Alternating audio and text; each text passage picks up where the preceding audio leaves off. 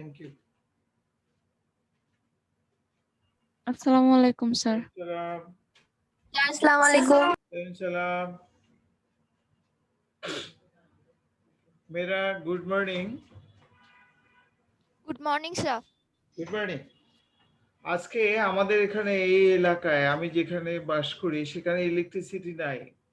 আমি ডাটা দিয়ে চালাচ্ছি। কোনো সময় যদি তোমরা কথা শুনতে না পারো তাহলে প্লিজ আস্ক মি। তাহলে মর্নিং স্যার।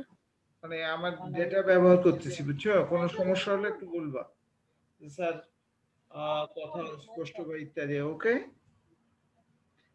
আচ্ছা। Okay sir.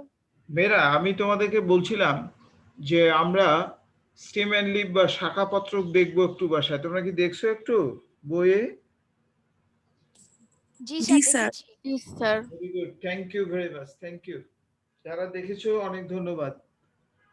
আচ্ছা, আমরা আমাদের কলেজে স্পেশালি যেটা আসে সেটা হলো যে স্টেম অ্যান্ড লিভ করা, 2 অঙ্ক বিশিষ্ট সংখ্যা, আবার সেখান থেকে গণসংখ্যা সারণী করা, তারপরে বাদ বাকি এই যে আজকে আমরা যেগুলো করবো সেটা।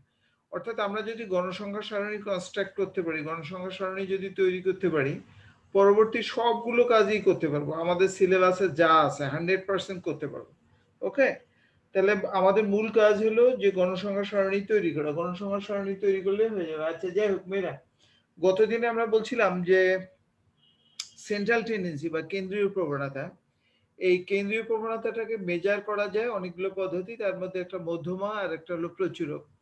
ইংরেজিতে বলে মোড আর হলো মিডিয়ান। এই মোড আর মিডিয়ান ডিটেলস আলোচনা করব পরের অধ্যায়ে আমরা ইনশাআল্লাহ, অল্প কয়েকদিনের মধ্যেই। এখন প্রশ্ন হলো যে এই মোড বা মিডিয়ান আমরা যখন বের করার ওয়ে খুঁজবো, ওয়ে পাবো দুইটা, একটা হলো ফর্মুলা দিয়ে, একটা গ্রাফ। আমরা গ্রাফের সাহায্যে আজকে করব। গতদিনে বলছিলাম যে গণসংখ্যা সারণী উপস্থাপন করা যায়, প্রেজেন্ট করা যায় চারটা গণসংখ্যা সারণী লেখচিত্রের মাধ্যমে উপস্থাপন করা যায়। চারটা পদ্ধতি আছে সাধারণত: আয়তলেখ, গণসংখ্যা বহুভুজ, গণসংখ্যা রেখা, অজীব রেখা। আবারও বলি: histogram, frequency curve, frequency polygon, অজীব কার্ভ। এই চারটার সাহায্যে আমরা সাধারণত গণসংখ্যা সারণীকে উপস্থাপন করি। আচ্ছা, এখন আজকে প্রথম কাজটা করব, তোমাদের গ্রাফ পেপার সাথে রাখার কথা। আজকে সাথে আছে তো? জি স্যার। জি স্যার। জি স্যার। গ্রাফ পেপার ছোট ছোট করে নেব। হ্যাঁ, ওই যে A4 সাইজের যে গ্রাফ পেপার গুলো 2 ভাগ করে নেব। পরীক্ষার হলে কিন্তু A4টাকে 2 ভাগ করে দিবে। তো অতএব যারা আমরা বিত্তশালী আছি যে স্যার আমরা বড় বড় গ্রাফ পেপার ব্যবহার করব, আমরা অনেক বড় কাজ, না, এটা করা যাবে না। স্ট্যান্ডার্ডটা ব্যবহার করব, কারণ পরীক্ষার হলে তো আমরা দিব হলো যে A4 সাইজের অর্ধেকটা। অতএব আমরা এটা দিয়েই প্র্যাকটিস করব। আজকে কিন্তু যেটা করাচ্ছি এটা কিন্তু রাফ করাচ্ছি, এটা কিন্তু প্র্যাকটিক্যাল না। এটা প্র্যাকটিক্যাল পরের দিন দেব আমরা। তা আমি আজকে আয়তলেখ সম্পর্কে একটু ধারণা দিচ্ছি, যাদের প্রয়োজন হয় লিখতে পারো। দেখো, আমরা গ্রাফ পেপারে অক্ষ তৈরি করি, আশা করি জানো। O X, O X dash, Y, Y dash. এই যে গ্রাফ পেপারে মনে আছে O X, O X dash, Y, Y dash. আর ওএক্স এইটা হলো কি ধনাত্মক সাইড, তাই না? আর এটা হলো কি ঋণাত্মক। এটা হলো ধনাত্মক, এটা হলো ঋণাত্মক। মনে আছে মেয়েরা? জি স্যার। আচ্ছা, আমরা এই যে গ্রাফগুলো করব এই বর্তমান আলোচ্য অধ্যায়ে, এখানে সাধারণত নেগেটিভ ভ্যালু নাই। যেহেতু নেগেটিভ ভ্যালু থাকবে না, সঙ্গত কারণে আমরা এইভাবে করব। অর্থাৎ এই এল অক্ষরের মতো, অর্থাৎ এরকম করব। অর্থাৎ শুধু ধনাত্মক সাইড, ও এক্স এর এটা পজিটিভ সাইড আর ওয়াই এর এটা পজিটিভ সাইড, এই সাইডগুলো নিয়ে আমরা কাজ করব না। এর অর্থ এই নয় যে স্যার বাকি অক্ষের বাকি অংশগুলো কি থাকবে না, থাকবে, কিন্তু আমরা ডিসপ্লেতে নিব না। আচ্ছা, করার পর আশা করি তোমরা জানো। কথার কথা এখানে লিখিও না। মনে করো এটা 1, এটা হলো 2, এটা হলো 3, এটা হলো মনে করো 0.5, এটা হলো 0.5, 1, 1.5 ইত্যাদি। আমি যদি তোমাকে বলি এটাকে কিন্তু 2 ডাইমেনশন ফিগার বলে, মানে দ্বিমাত্রিক ছবি বলে। দ্বিমাত্রিক কেন? একটা হলো এক্স অক্ষ আর একটা ওয়াই অক্ষ। So this is called 2 dimensional figure. মানে 2 ডাইমেনশন, দুইটা ডাইমেনশন আছে, একটা এক্স অক্ষ আর একটা হলো ওয়াই অক্ষ। বাংলায় আমরা বলি দ্বিমাত্রিক। আচ্ছা, এখন আমি তোমাকে বললাম যে এই দ্বিমাত্রিক মানে এক্স অক্ষের একটা মান, ওয়াই অক্ষের একটা মান। দুইটা মান আমি তোমাকে দিয়ে দিলাম যে 1 এর জন্য পয়েন্টটা কোথায় হবে দেখো, লক্ষ্য করো মেয়েরা, এখানে 1টা নিলাম, এখানে 1 নিলাম, 1 মিলিত স্থানে এরকম দেওয়ার পর আমরা ইচ্ছা করলে হ্যালো। স্থানাঙ্কটা দিতে পারি। স্থানাঙ্ক মানে কোঅর্ডিনেট বলে ইংরেজিতে, অর্থাৎ এইদিকে এক মিলে এখানে দিয়ে দিলাম, এই টাইপের আর কি। আমরা যদিও বা স্থানাঙ্ক ভবিষ্যতে দিব না, সোজা কথা এক্স অক্ষ ওয়াই অক্ষের শুধু পজিটিভ সাইডটা নিব, এক্স অক্ষের পজিটিভ ওয়াই নেওয়ার পর গ্রাফ পেপার তৈরি করব ইত্যাদি। আমরা এখন যেটা করব সেটা হলো এই ধরনের কতগুলো চিত্র আসবে, এরকম চিত্র আসবে, আয়তক্ষেত্র, আয়তলেখ আর কি। তো তোমরা কি জানো যে আয়তক্ষেত্র কাকে বলে? রেক্ট্যাঙ্গেল। রেক্ট্যাঙ্গেল মানে হলো কি যে দৈর্ঘ্য সমান, প্রস্থ সমান। তা আমরা এখানে কতগুলো আয়তক্ষেত্র তৈরি করব, আয়তক্ষেত্রের সমন্বয়ে আমাদের হবে আয়তলেখ। অর্থাৎ নিষ্পর্শে একটা মান নিব, উপরে একটা মান নিব, তারপর কতগুলো আয়তক্ষেত্র তৈরি করব। আয়তক্ষেত্রের সমন্বয়ে যে চিত্রটা তৈরি হবে দ্যাট ইজ কল্ড হলো হিস্টোগ্রাম, অথবা আমরা বাংলা এটাকে বলি হলো কি আয়তলেখ। এই আয়তলেখ থেকে আমরা কি বের করতে পারবো? প্রচুরক। প্রচুরকটা কি? এটা একটা হলো পরিমাপক, বা এই প্রচুরকের সাহায্যে তথ্যের একটা ধর্ম পরিমাপ করা যায়, সেটার নাম হলো কেন্দ্রীয় প্রবণতা, যেটা পরের অধ্যায়ে বলবো, বারবার বললাম, ডোন্ট টেক ইট আদারওয়াইজ। তাহলে আমরা এই আয়তলেখ অঙ্কন করব, আয়তলেখ অঙ্কন করার পর সেখান থেকে প্রচুরক নির্ণয় করব। তাহলে আমরা শুরু করতে যাচ্ছি। মেয়েরা তোমরা কিন্তু সবাই খাতায় লিখবা প্রশ্ন। তা আমরা সবাই প্রশ্নটা লিখি, লিখার পর গ্রাফ পেপার রেডি রাখবো, গ্রাফ পেপার থেকে বাকিটা করবো ইনশাল্লাহ। তাহলে লিখো, প্রশ্ন দেওয়ার পর লিখো, রেডি মেয়েরা? Are you ready? জি স্যার। আচ্ছা, Yes, sir. খাতায় লিখবো, আমরা খাতায় লিখবো, গ্রাফ পেপারে না, খাতায় লিখবো। নিম্নলিখিত গণসংখ্যা সারণীটিকে, নিম্নলিখিত গণসংখ্যা সারণীটিকে, নিম্নলিখিত গণসংখ্যা সারণীটিকে আয়তলেখের মাধ্যমে, আয়তলেখের মাধ্যমে উপস্থাপন করো। নিম্নলিখিত গণসংখ্যা সারণীটিকে আয়তলেখের মাধ্যমে উপস্থাপন করো, আয়তলেখের মাধ্যমে উপস্থাপন করো, এবং উহা হতে, এবং উহা হতে, স্যার এবং কি? এবং উহা মানে এটি হতে, মানে আয়তলেখ হতে হয়, এবং উহা হতে প্রচুরক নির্ণয় করো, এবং উহা হতে প্রচুরক নির্ণয় করো, এবং উহা হতে প্রচুরক নির্ণয় করো। আমরা যেটুক লিখলাম টোটাল জিনিসটার অথবা দেওয়ার পর লিখো, যা লিখলাম টোটালটারে অথবা দেওয়ার পর লিখো, অথবা দেওয়ার পর লিখো লেখচিত্র হতে প্রচুরক নির্ণয় করো, লেখচিত্র হতে প্রচুরক নির্ণয় করো, লেখচিত্র হতে প্রচুরক নির্ণয় করো। আচ্ছা, ব্র্যাকেটে লিখো নিম্নের তথ্য ব্যবহার করে, ব্র্যাকেটে লিখো নিম্নের তথ্য ব্যবহার করে। অথবা আমরা এইটাকে যেটাকে বলি হলো স্টেম, মানে নিম্নের তথ্য থেকে, এই তথ্যটাকে তো আমরা কি বলি, ওই যে পরীক্ষায় যেটা দেওয়া থাকে উদ্দীপক, এটাকে আমরা উদ্দীপক বলি। তাহলে কি লিখলাম? লেখচিত্র হতে প্রচুরক নির্ণয় করো, ব্র্যাকেটে লিখলাম যে নিম্নের তথ্য হতে অথবা উদ্দীপক হতে, এটাই উদ্দীপক আমাদের। আচ্ছা রেডি? আমরা এখন প্রশ্ন দিচ্ছি, উত্তরে কিন্তু যাচ্ছি না। প্রশ্নটা লিখো।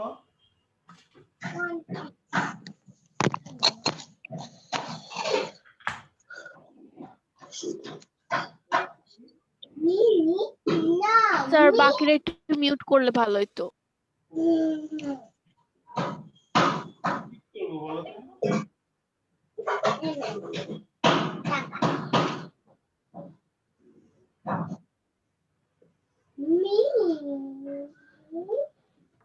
হুমায়রা, তোমার মাইক মিউট করো।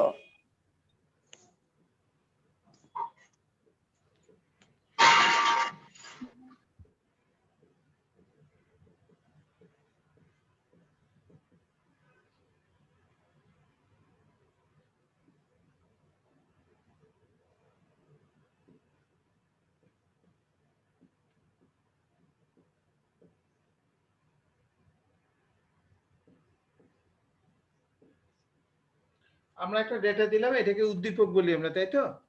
আচ্ছা মেয়েরা, তাহলে আমরা সবাই এই প্রশ্নটা লিখলাম, শ্রেণী আর গণসংখ্যা এইভাবে 20 থেকে 30, 30 থেকে 40, 40 থেকে 50, 50 থেকে 60 ইত্যাদি ইত্যাদি। এইটাকে আমরা বলি উদ্দীপক বা প্রশ্ন। ঠিক আছে, দিলাম। আচ্ছা এবার রিকোয়ারমেন্ট একটু বুঝে নাও তো, দেখি আমরা বুঝি কিনা মেয়েরা। এই যে ডাটাটা দিলাম, এখান থেকে আমাকে দুইটা জিনিস বের করতে হবে। এক, আয়তলেখ আয়তলেখ করতে হবে, আর আয়তলেখ থেকে কি নির্ণয় করতে হবে? প্রচুরক। প্রচুরক আয়তলেখ থেকে কি নির্ণয় করতে হবে মেয়েরা? স্যার প্রচুরক প্রচুরক নির্ণয় করতে হবে। আচ্ছা যদি পরীক্ষায় করতে বলে যে লেখচিত্র থেকে প্রচুরক নির্ণয় করো, তখনও কিন্তু বুঝতে হবে যে আমাকে আয়তলেখ করতে হবে।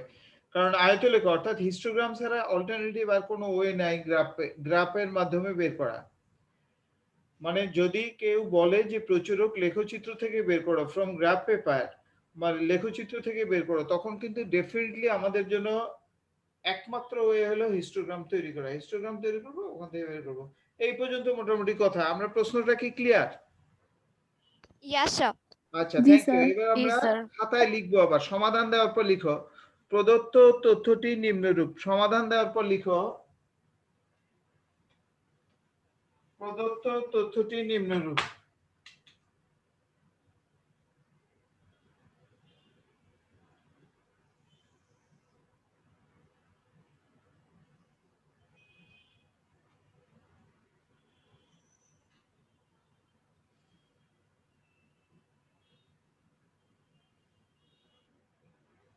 স্যার লিখেছি, তারপর এই যে সমাধান দেওয়ার পরে যে ডেটাটা উঠাচ্ছি বাম পাশে, সমাধান দেওয়ার পর লিখো প্রদত্ত তথ্যটি নিম্নরূপ। দেওয়ার পর কলাম হিসেবে এই ডেটাটা উঠাবো। এই যে উঠাচ্ছি বোর্ডে আমি।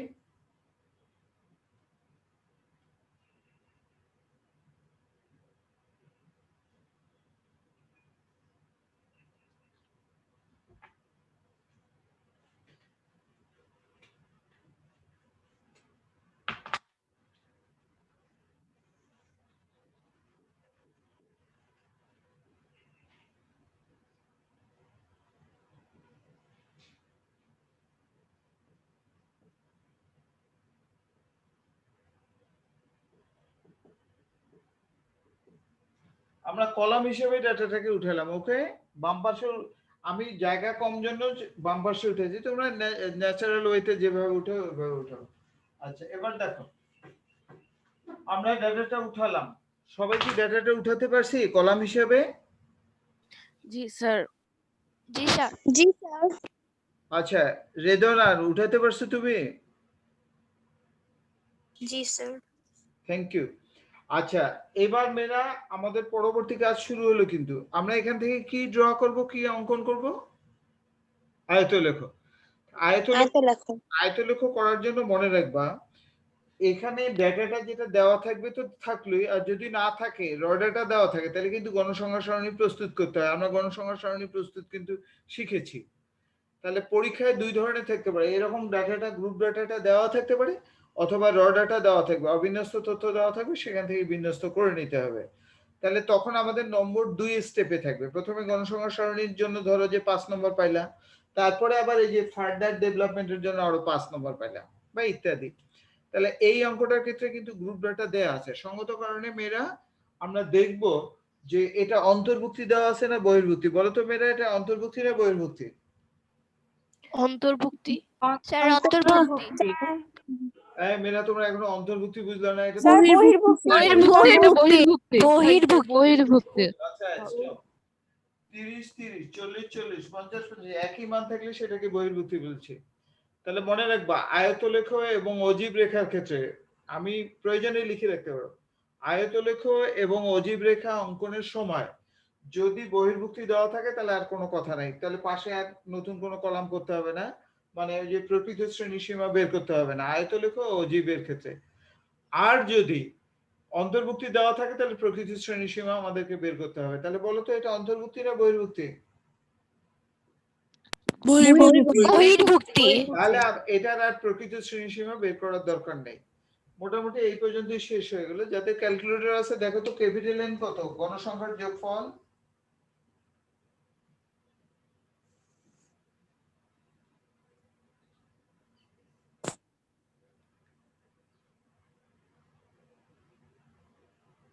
স্যার 127।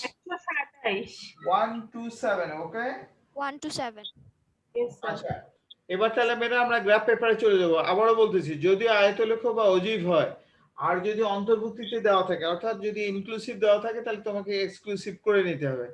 এক্সক্লুসিভ আর করার দরকার নেই, এই পর্যন্তই শেষ। আমরা গ্রাফ পেপারে চলে গেলাম। গ্রাফ পেপারে নিজের নিজের গ্রাফ পেপারের, মনে করো এটা গ্রাফ পেপার, গ্রাফ পেপারের নিজের নিজের বাম দিক থেকে এল অক্ষরের মতো দিব। এটাতে তো নেগেটিভ ভ্যালু নাই, তাহলে এল ইংরেজি এল অক্ষরের মতো এক্স অক্ষ ওয়াই অক্ষ দাগাবো। তোমরা কিন্তু গ্রাফ পেপারটা আমার এই বোর্ডটা লক্ষ্য করো, তাহলে বুঝতে পারবা। আমরা গ্রাফ পেপারে এক্স অক্ষ ওয়াই অক্ষ দাগালাম, ও এক্স ও ওয়াই, ও এক্স ও ওয়াই। গ্রাফ পেপারের একবারে বাম পাশে এবং নিচে ও এক্স ও ওয়াই অক্ষ দাগালাম স্কেল দিয়ে, not free hand, remember, not free hand, scale দিয়ে। Please use your scale. আমরা কি এক্স অক্ষ ওয়াই অক্ষ দাগাতে পারছি? জি স্যার। আচ্ছা, যাদের নাই গ্রাফ পেপার তারা খাতার মধ্যে লিখবে, করার কিছু নেই। তবে তাদের জন্য ভবিষ্যতে খারাপ হবে, ভবিষ্যৎ খারাপ হবে। তোমরা অবশ্যই গ্রাফ পেপার ব্যবহার করবে। আমি যখন ব্যবহার করবো তোমরাও করবে। এক্স অক্ষ ওয়াই অক্ষ দাগানোর পর আমার যেহেতু গ্রাফ নাই, সঙ্গত কারণে একটু দাগায় নিচ্ছি আমি, তোমরা এটা দাগায় না।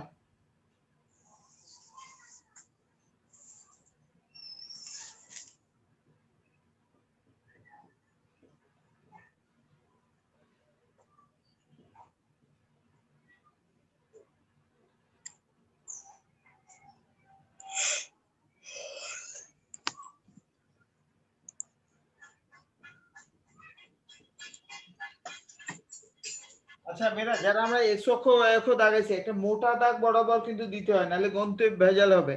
অর্থাৎ আমরা যদি মোটা দাগ বরাবর এক্স অক্ষ ওয়াই অক্ষ দিই, তাহলে কিন্তু 5 ঘরের একটা টান পাবা। 5, 10 অথবা 10, 20, 30, 40 এটা পাবো। অর্থাৎ আমরা এক্স অক্ষ ওয়াই অক্ষ একটা মোটা দাগ বরাবর দেওয়ার চেষ্টা করব। আর যদি কেউ অন্য জায়গায় দাও, তাহলে ইরেজ করে ফেলো, মুছে ফেলো, নাহলে পরে গুনতে কিন্তু ঝামেলা হবে। আমরা এক্স অক্ষ ওয়াই অক্ষ মোটা দাগ বরাবর, অর্থাৎ গ্রাফ পেপারে যে মোটা দাগ আছে সেই দাগ বরাবর আমরা এক্স অক্ষ ওয়াই অক্ষ দাগালাম। কেন? পরবর্তীতে যাতে গুনতে সুবিধা হয়। আচ্ছা, এখন লক্ষ্য করো তো, এখানে যে শ্রেণী ব্যবধান দেওয়া আছে, শ্রেণী ব্যবধান কত বলো তো?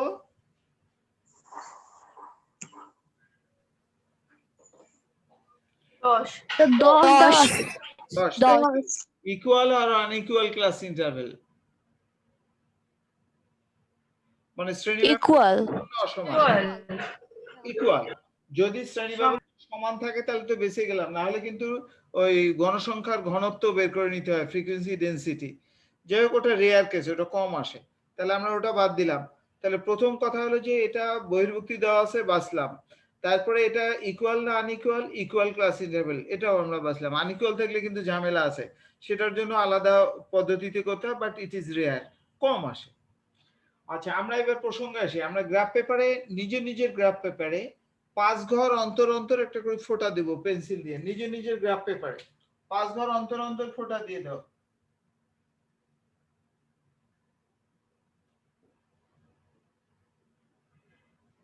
স্যার ভাঙ্গা চিহ্ন দিব না? সে তো পরে রে বাবা, আগে তুমি আমার কথাটা ফলো করো না। 5 ঘর অন্তর অন্তর কি আমরা, আমি যেটা করি সেটা করো, তারপর তোমারটা তুমি পরে বলবা। আমরা কি 5 ঘর অন্তর অন্তর দিতে পারলাম ফোঁটা? জি স্যার, দিয়েছি। আচ্ছা, এইটা প্রথম কাজ। এখন প্রশ্ন হলো কত দূর দিব, যতটুকু গ্রাফ পেপার আছে ততটুকু দিব। আচ্ছা, উপরের দিকে অর্থাৎ ওয়াই অক্ষে, হরিজন্টাল না ভার্টিক্যাল, উপরের দিকে দেখো, উপরের দিকে 10 ঘর অন্তর অন্তর ফোঁটা দাও।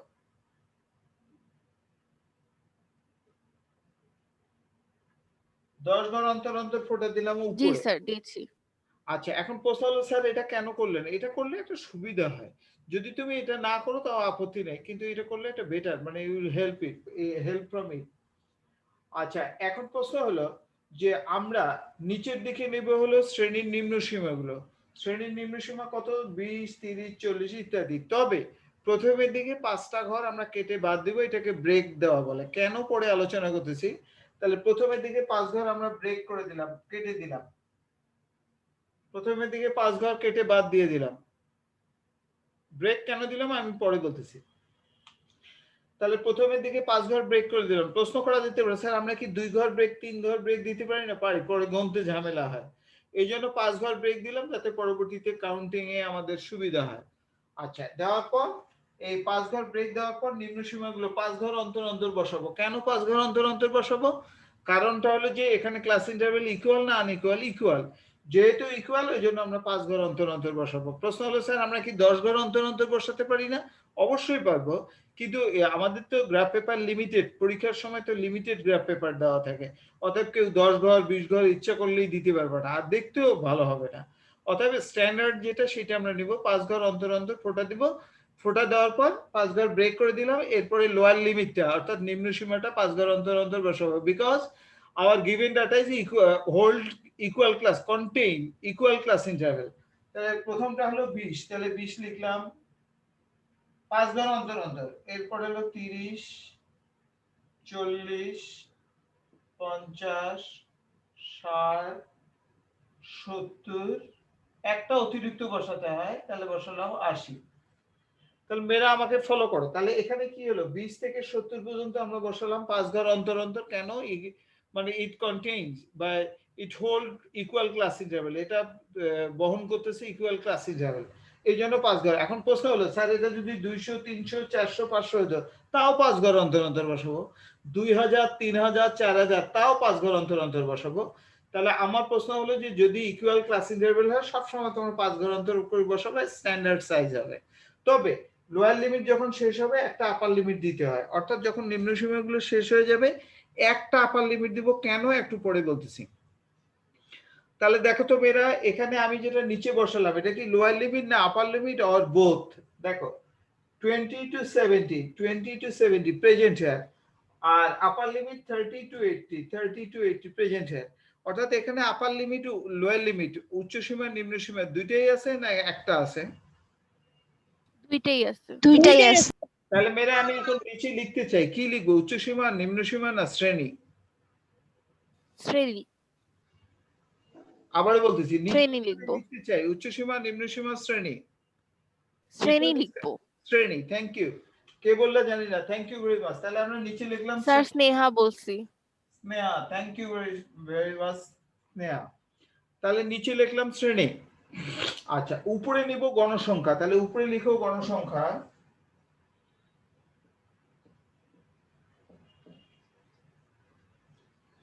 উপরে লিখলাম গণসংখ্যা, ভার্টিক্যাল অর্থাৎ উপরে ওয়াই অক্ষে লিখলাম গণসংখ্যা। আচ্ছা, এখন প্রশ্ন হলো যে গণসংখ্যা হাইয়েস্ট কত? আমাদের এখানে 39। মেয়েরা একটা লক্ষ্য করবা, সব সময় আমরা চেষ্টা করব 10 ঘর অন্তর 10 নেওয়া। 10 ঘর অন্তর 10 নেওয়া মানে কিন্তু এক ঘর এক, 10 20 30 40, অর্থাৎ আমাদের হাইয়েস্ট হলো 39। 40 পর্যন্ত যদি নিতে পারি তাহলে আমার গ্রাফ পেপারটা কভার করতেছে। তাহলে আবারও বলি, আমরা প্রথম টার্গেট করব 10 ঘর অন্তর 10 নেওয়া। কেন? তাহলে হিসাবে সুবিধা হয়। যদি না পারি তাহলে পরের স্টেপে যাব 10 ঘর অন্তর 20 নেওয়া, তাহলে 20 40 60 80 এরকম। তারপরে যদি না পারি তাহলে 30 করে নেব, 30 60 90 এন্ড সো অন। এখন প্রশ্ন হলো যে আমাদের প্রথম টার্গেট হলো 10 ঘর অন্তর 10 নেওয়া। কেন? এক ঘর অন্তর এক নিলে আমাদের ক্যালকুলেশন সুবিধা হয়। যদি না পারি তাহলে পরের স্টেপটা কিন্তু 20 নিব। কেন? 20 ঘর নিলে এক ঘর কত করে হবে? 2। যদি 30 নাও তাহলে এক ঘর কত হবে? 3। এখন 3 প্রশ্ন হবে। যে স্যার মাঝের গুলো কি আমরা নিতে পারবো না? নিতে পারবো, কিন্তু একটু জটিলতা বাড়বে। যেমন মনে করো তুমি 10 ঘর অন্তর 22 নিলে, তাহলে একটা ঘর হবে 2.2। আবার যদি কেউ 39 নিতে চাও তাহলে একটা হবে 3.9। তাহলে এই ডেসিমেল ভ্যালু বা ফ্র্যাকশন ভ্যালু বা আমাদের ক্যালকুলেশনের জটিলতা এড়ানোর জন্য আমরা প্রথম টার্গেট করব 10 ঘর অন্তর 10, না পারলে 20, না পারলে 30। এইভাবে যদি 100 হয় 100, না হলে 100 200 300 এইভাবে নিব আর কি, যাতে পূর্ণ সংখ্যাটা আসে। আবারও বলি, 10 ঘর অন্তর 10 নিলাম, এক ঘর কত করে হবে? 1। 10 ঘর অন্তর 20 নিলাম, তাহলে এক ঘর কত হবে? 2। 10 ঘর অন্তর 30 নিলাম, এক ঘর কত হবে? 3। মাঝের গুলোকে আমরা অ্যাভয়েড করব কারণ ওখানে ডেসিমেল ভ্যালু আসবে। আর যদি কেউ মনে করো স্যার আমি খাল কেটে কুমির আনতে চাই, আনতে পারো। ওই কুমিরকে তোমাকে বশ মানাতে হবে, অর্থাৎ বেশ কিছুটা তোমাকে পরিশ্রম বিনিয়োগ করতে হবে। আমি চাচ্ছি যে মানে আমরা যাতে সংক্ষিপ্ত পদ্ধতিতে তাড়াতাড়ি করতে পারি। প্রশ্ন করা যেতে পারে, স্যার আমরা কি নম্বর কম বেশি পাবো 10 20 বা 22 23 নিলে? না, আমার অঙ্কনটা নিখুঁত হলেই হলো। তুমি কত ধরলে স্কেল, এটা কিন্তু মানে it is not our headache, it is does not matter.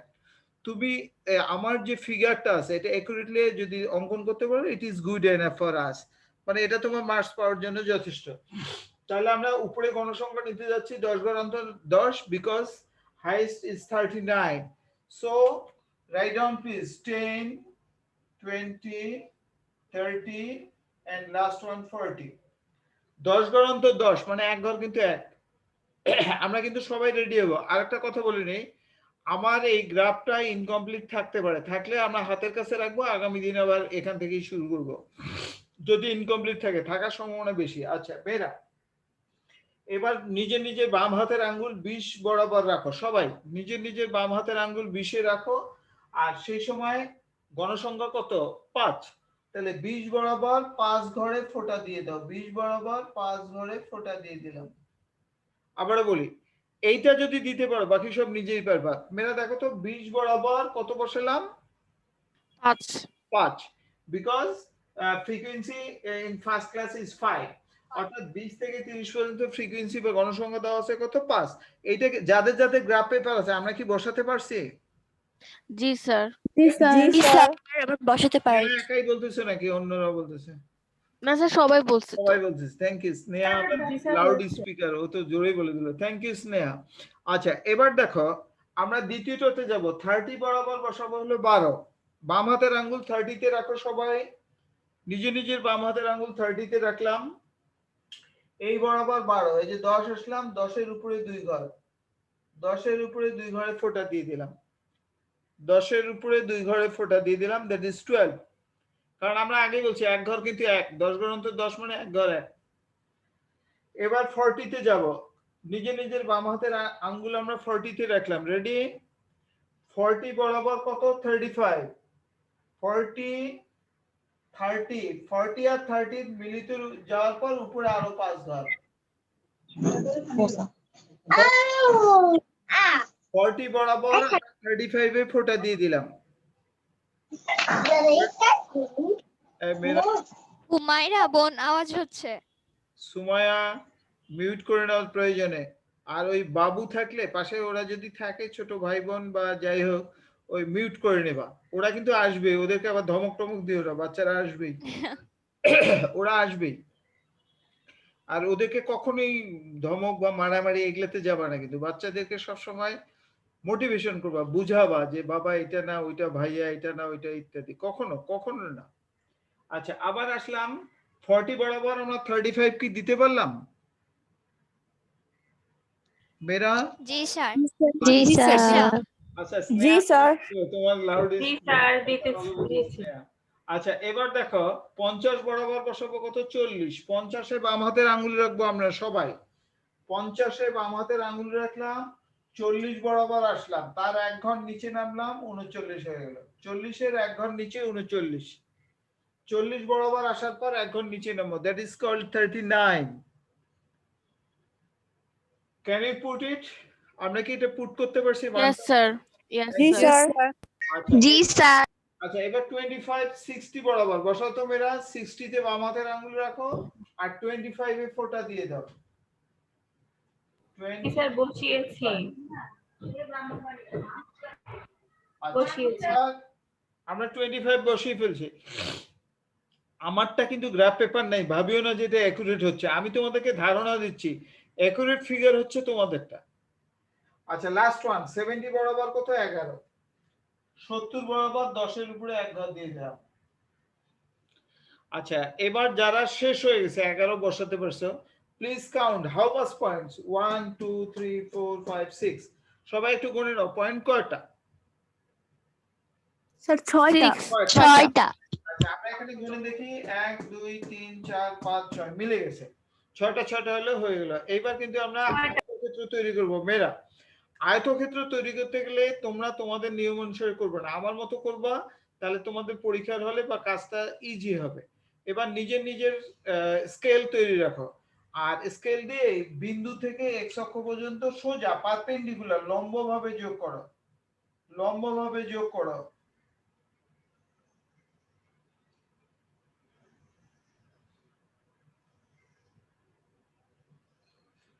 Perpendicular করো। How much perpendicular? আমার কিন্তু আর 10 মিনিট সময় আছে, মেয়েরা তাড়াতাড়ি করবা। আমরা তাহলে লম্ব করলাম স্কেল দিয়ে, ফ্রি হ্যান্ড দিয়ে করবো না, কিন্তু খালি হাতে মুক্ত হস্তে করবো না। তাহলে আমরা স্কেল দিয়ে যোগ করে দিলাম 6টা পারপেন্ডিকুলার বা 6টা লম্ব। লম্ব মানে তো বোঝো, এই গোড়াটা 90 ডিগ্রি অ্যাঙ্গেল হবে, এই গোড়াটাতে 90 ডিগ্রি লম্ব আর কি। পারপেন্ডিকুলার 90 ডিগ্রি অ্যাঙ্গেল আছে, এইদিকে 90, এইদিকে 90। আচ্ছা, এবার প্রশ্ন হলো যে আমরা এই লম্বগুলো কি তৈরি করতে পারছি? জি স্যার। যাদের হয়ে জি স্যার। যাদের হয় নাই তাদের করার কিছু নাই। আচ্ছা, এবার রেডি। আমরা নিজের নিজের ডান দিকে অর্থাৎ 70-এর উপরে যে লম্বটা আছে সেইটার মাথাটা নিজের ডান দিকে 5 ঘর বৃদ্ধি করে দেবো স্কেল দিয়ে। 5 ঘর বৃদ্ধি করে দেবো 70-এর উপরেরটা, ডান দিকেরটা 5 ঘর বৃদ্ধি করে দিলাম। কেন?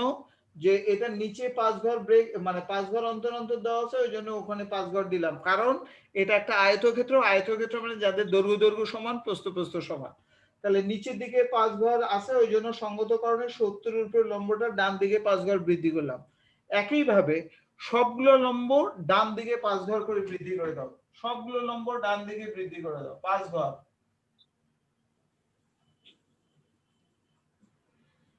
বৃদ্ধি করে দিলাম। আমরা কি 5 ঘর বৃদ্ধি করে দিতে পারছি?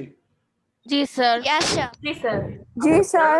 যারা দিতে পারছি তোমরা দেখো গ্যাপ কয়টা আছে, 1 2 3, মানে ফাঁকা জায়গা কয়টা আছে, একটা দুইটা তিনটা, তিনটা ফাঁকা আছে না? জি স্যার। জি স্যার। এখন স্কেল দিয়ে এই ফাঁকা জায়গাগুলো ফিল আপ করে দেব। স্কেল দিয়ে ফাঁকা ফাঁকা ঘরগুলো ফিল আপ করে দিলাম। দিতে পারছে? জি স্যার। আচ্ছা, এবার গণো তো আমাদের আয়তক্ষেত্র কয়টা হলো, 1 2 3 4 5 6। আয়তক্ষেত্র কয়টা হলো? Sir, 6টা। স্যার 6টা। এটা প্লিজ ফলো মি। এখানে ক্লাস কয়টা দেওয়া আছে? 6টা। এখানে আয়তক্ষেত্র কয়টা হলো? 6টা। অর্থাৎ প্রত্যেকটা ক্লাসের একটা করে প্রতিনিধি পেলাম। অর্থাৎ প্রথম ক্লাসের জন্য প্রতিনিধি এইটা, তারপরটা এইটা, তারপরটা এটা এন্ড সো অন। অর্থাৎ যতটা ক্লাস থাকবে ততটা আয়তক্ষেত্র থাকবে। এই আয়তক্ষেত্র তৈরি করে ফেললাম। তৈরি করার পর যেটা প্রস্তুত হলো এটার নাম আয়তলেখ। নিজের নিজের গ্রাফ পেপারের উপরে এখানে লিখো আয়তলেখ। আয়তলেখ। অঙ্কন প্রণালী দিতে হবে। অঙ্কন প্রণালীটা আমি আগামী দিন দিব, আজকে আগে কাজের কথাগুলো শুনে নিই। মেয়েরা এবার ফলো করো। আমরা প্রথমের দিকে 5 ঘর ব্রেক করে দিয়েছিলাম। কেন? যদি 5 ঘর ব্রেক না দিতাম তাহলে কিন্তু এই 20টা লিখতে হতো কিন্তু এই মূল বিন্দুতে, অর্থাৎ 0 0 তে এটা লিখতে হতো। অর্থাৎ আমরা আয়তলেখ এবং এই অক্ষটার মধ্যে একটা গ্যাপ রাখার জন্য আমরা 5 ঘর ব্রেক করে দিলাম। প্রশ্ন করা যেতে পারে, স্যার আমরা কি 2 ঘর ব্রেক করতে পারি না? পারি, কিন্তু পরে কাউন্টিং এর সমস্যা হবে।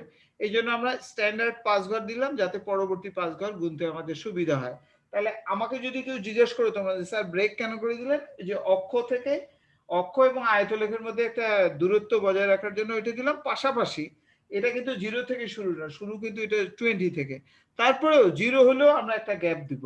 সোজা কথা, আয়তলেখ যখন আমরা ড্র করব, যাই থাক যেটাই থাক 5 ঘর ব্রেক দিয়ে শুরু করব। কারণ এই যে ওয়াই অক্ষ এবং আয়তলেখটাকে একটু আলাদা করার জন্য। এটা গেল ব্রেকের কথা। পরের কথা হলো যে আমরা লোয়ার লিমিট গুলো দিলাম 20 to 70 পর্যন্ত লোয়ার লিমিট দিলাম, একটা আপার লিমিট দিলাম। এই আপার লিমিট একটা দিতে হয় কেন? দেখো, আপার লিমিটে দেওয়া হয় কেন, যে প্রত্যেকটার জন্য ডান দিকে 5 ঘর বৃদ্ধি করি আমরা আয়তক্ষেত্র তৈরি করার জন্য। ওই 5 ঘর বৃদ্ধি করার জন্য যে 80 কে কভার করার জন্য ওটা দেওয়া হয়। অর্থাৎ তাহলে আমরা মনে রাখবো কি স্টুডেন্টরা, dear student please follow me. আমরা তাহলে যদি 6টা ক্লাস থাকে 6টা নিম্ন সীমা বসাবো, পাশাপাশি একটা উচ্চ সীমা বসাবো। কেন? যে পরে যে আয়তক্ষেত্রটা তৈরি করব ডান দিকে বৃদ্ধি করব সঙ্গত কারণে। যদি 7টা ক্লাস দেওয়া থাকে তাহলে এখানে আমরা বসাবো 8টা, 8টা দেওয়া থাকলে কয়টা বসাবো? 9টা, 9টা থাকলে কয়টা বসাবো? 10টা, এইভাবে। 10টা। মানে একটা বেশি বসাতে হয়, কারণ ওই যে ডান দিকে বৃদ্ধি করে ওখানে একটা রেক্ট্যাঙ্গেল তৈরি করতে হয়। রেক্ট্যাঙ্গেল মিন্স লেন্থ লেন্থ সমান, ব্রেড ব্রেড সমান হবে। তাহলে এই আয়তক্ষেত্র তৈরি হয়ে গেল। এই আয়তক্ষেত্র থেকে আমাদেরকে আবার কি বের করতে বলছে? প্রচুরক। এখন প্রচুরক। আমি কিন্তু অঙ্কন প্রণালী দেইনি, এটা আগামী দিন দেবো। তাহলে মেয়েরা নিজের নিজের স্কেলটা নিয়ে দেখো, সবচেয়ে বড় স্তম্ভটার কৌণিক বিন্দুটা যোগ করো স্কেল দিয়ে। সবচেয়ে বড় আয়তক্ষেত্রটার কৌণিক বিন্দু স্কেল দিয়ে যোগ করো। মেয়েরা রোল নম্বরটা কিন্তু দিয়ে দিবা, আমার হাতে খুব বেশি সময় নাই। আমরা সর্বোচ্চ চূড়াটার কৌণিক বিন্দুগুলো স্কেল দিয়ে যোগ করলাম। যোগ কি করতে পারছি? জি স্যার পেরেছি। জি sir free hand or scale? Sir এটা যোগ কেন করতে হবে? মানে এটা প্রচুরক নির্ণয় করতে। তাহলে আমরা যোগটা কি করতে পারছি? জি স্যার। জি স্যার পেরেছি স্কেল দিয়ে। জি স্যার ক্রস যে জায়গাটাতে সেট করলো, ক্রস বিন্দু থেকে নিচে পারপেন্ডিকুলার করব। ক্রস বিন্দু থেকে নিচে পারপেন্ডিকুলার তৈরি করব, লম্বভাবে কিন্তু, ফ্রি হ্যান্ড না। স্কেল দিয়ে সোজা যোগ করব। জি স্যার করেছি। আচ্ছা, এই যোগ করার পর যে জায়গায় এক্স অক্ষকে সেট করলো, এক্স অক্ষ এই পারপেন্ডিকুলার, লম্বটাকে কিন্তু বলে না, যে জায়গায় সেট করলো সে মানে এক্স অক্ষে, সেইটা অ্যারো দিয়ে যে কোনো জায়গায় নাও। নেওয়ার পর লিখো প্রচুরক। প্রচুরক সমান এখানে যে ভ্যালুটা আসবে, এক্স অক্ষে যে মানটা আসবে, এটাকে কিন্তু আমরা বলি প্রচুরক। প্রচুরকের মান নির্ণয় করতেছি। এটা কিন্তু কেউ কেউ বোঝে না, মেয়েরা দয়া করে একটু ফলো করবে। কিন্তু আমি যে এই প্রচুরকের যে জায়গায় সেট করছে এক্স অক্ষে, সেখানে মান কত এটা বের করবো বলো তো? এটা 50-এর পরে না আগে? 50-এর পরে। 50-এর পরে। 50-এর পরে 50-এর পরে। 50 দেওয়ার পর প্লাস দাও। 50-এর পর প্লাস কতটুকু, এইটা কিন্তু অনেকেই পারে না, ভালো করে দেখবা। 50-এর পরে কয়টা ঘর আছে? 50 থেকে 60-এর মধ্যে 5টা ডিফারেন্স কত? 10। তাহলে 10 কে 5 দিয়ে ভাগ করলে কত 10 হয়? 2। তাহলে মেয়েরা 2 50-এর পরে যদি এক ঘর হয়, তাহলে এই 50-এর সাথে যোগ করব কত? 2। যদি 2 হয় তাহলে যোগ করব কত? 3। যদি 2 ঘর হয় তাহলে যোগ করব কত? 4। আবারও বলি, 50 থেকে 60 ডিফারেন্স কত? 10। এখানে ঘর কয়টা আছে? 5টা। তাহলে 5 দিয়ে 10 কে ডিভাইড করলাম, তাহলে কত হয়? 2। তাহলে প্রত্যেকটা ঘর কন্টেইন করে কত করে? 2। তাহলে এবার লক্ষ্য করো, 50-এর পরে যদি এক ঘরে এই লম্বটা সেট করে, তাহলে 50-এর সাথে যোগ করব কত? 2। যদি 2 ঘর যোগ হয় তাহলে যোগ করব কত? 4। এখন মেয়েরা বলো, 50-এর পরে কয় ঘরে এই লম্বটা গিয়ে সেট করছে? 2 ঘর 2 ঘরে। 2 ঘরে মানে তাহলে যোগ করব মানে 50-এর সাথে 3 যোগ করতে হবে। তোমার কি 1.5 ঘর? জি 1.5 ঘর যাদের আসছে আমার। যাদের মেয়েরা শোনো, যাদের 1.5 ঘর তারা 3 যোগ করো, যাদের 2 ঘর তারা 4 যোগ করো। তাহলে আমি 4 যোগ করলাম, তাহলে উত্তর কত হলো? 54. That is, if I ask you what is the value of mode, then you say 54. আর আমরা এটা কোথা থেকে? তার প্রচুরক। এইটা হলো প্রচুরকের মান। তোমাকে যদি আমি বলি যে প্রচুরকের মান নির্ণয় করো, তাহলে আমরা এই মুহূর্তে পেলাম কত? 54। তাহলে মেয়েরা শোনো, যাদের 1.5 ঘরে যোগ হয়েছে তারা যোগ করবা কত? 3। প্রশ্ন হলো যে স্যার এটা কি ভুল হলো আমাদের? না, একটু 19-20 হতেই পারে, অর্থাৎ এই 54, 53 অথবা 55 আমরা সবটাকেই ধরি, যদিও বা হওয়ার কথা না। কারণ আমরা এই যে গ্রাফটা করছি, এটা কি ফ্রি হ্যান্ড করছি না স্কেল দিয়ে করছি? স্কেল দিয়ে করছি স্যার। স্কেল দিয়ে। স্যার আমার অ্যাকুরেট এক ঘর আসছে, আমি কি 2 যোগ করব? হ্যাঁ, তুমি 2 যোগ করবে, রাইট। এখন প্রশ্ন হলো যে 1-19-20 হয়ে যায়, এটা হিউম্যান এরর হিসেবে আমরা ধরি, এটা মানুষ হলে একটু 19-20 হতেই পারে, কিন্তু হওয়ার কথা না, কারণ আমরা এটা। আচ্ছা, তাহলে মেয়েরা আমি কিন্তু হোমওয়ার্ক দিতে পারলাম না, আমরা নিজের বই থেকে আয়তলেখ অঙ্কন দেখবো, আজকে দিতে পারলাম না, আগামী দিনে দিব। তাহলে মেয়েরা এখন অঙ্কন প্রণালীটা কিন্তু বাকি থাকলো, অঙ্কন প্রণালীটা আগামী দিন দিব। যতটুকু আছে ততটুকু একটু লিখি। তাহলে হেডলাইন দাও তো মেয়েরা, খাতার নিচে খাতা, সাদা খাতায় লিখো, রাফ খাতায় যেখানে ডেটাটা আছে, লিখো অঙ্কন প্রণালী বা আয়তলেখের অঙ্কন প্রণালী। অঙ্ক এখনই শেষ হয়ে যাবে মেয়েরা। অঙ্কন প্রণালী কথাটা দেওয়ার পর লিখো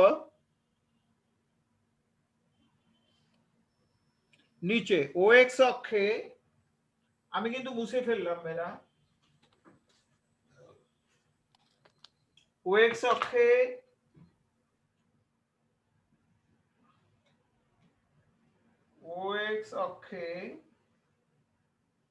ব্র্যাকেটে লিখো শ্রেণী। আচ্ছা, এবার লক্ষ্য করবো মেয়েরা, এখানে এই পার্থক্য কত? শ্রেণী ব্যবধান বা 20-30 এটার ডিফারেন্স কত? 10।